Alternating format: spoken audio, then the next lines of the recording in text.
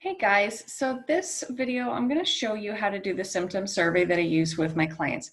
So since I tend to work with people who have pain issues or digestive issues, mood, things that they're trying to work on, we get into all these varied symptoms that aren't necessarily really easy to define and quantify.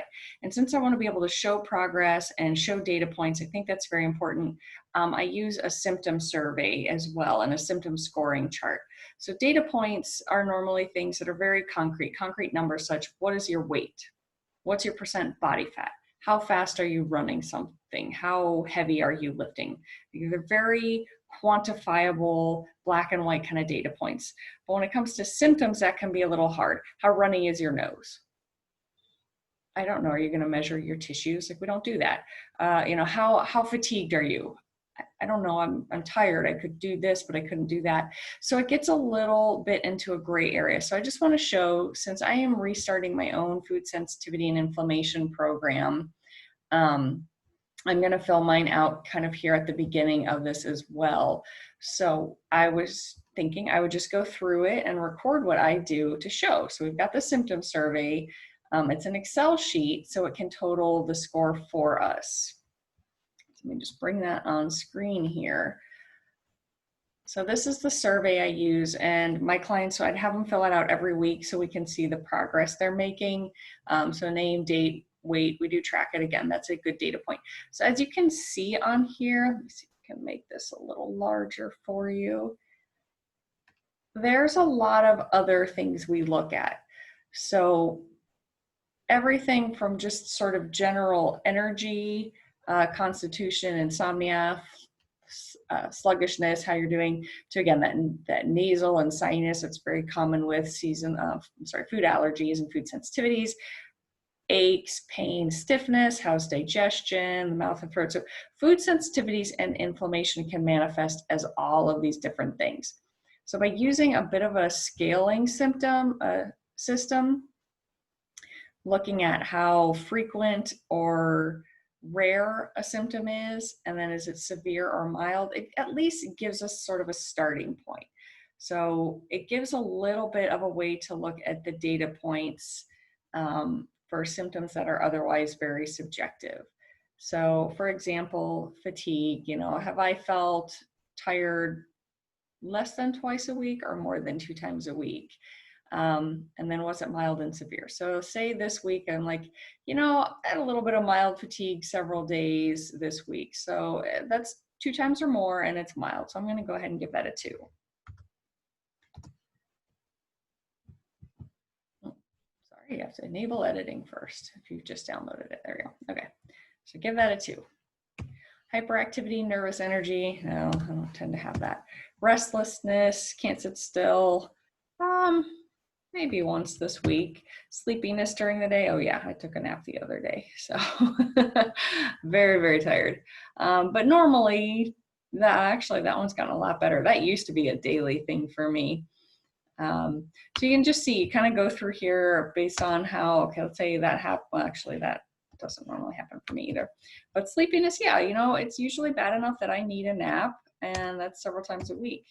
Now, admittedly, that's gotten better in the last 3 weeks. So if I were doing this weekly, I wouldn't count that. But since I'm doing it for the first time, I'm doing sort of the average of the past month. Malaise and just general not feeling good, and I've been fine with that. Seizures, not. So you can see it totals up my number there. Out of 8, out of